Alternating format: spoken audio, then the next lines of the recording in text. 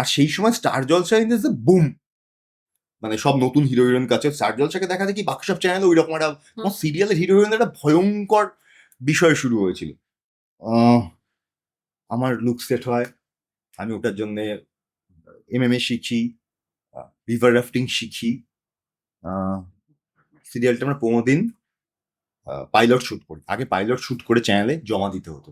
Channel সেটা accept করলে তারপরে তোমাকে সুযোগ দেওয়া হবে তুমি বাকি শুটগুলো করো। আদারওয়াইজ চ্যানেল ওটাকে রিজেক্টও করতে পারে। This shot goat rejected.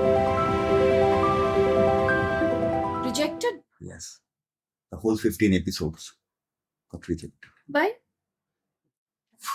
আমরা কেউ না যে আমাদেরকে বলবে, জাস্ট এটুকু খবর হলো রিজেক্টেড। আমার সেখানে হয়ে গেছে পক্স।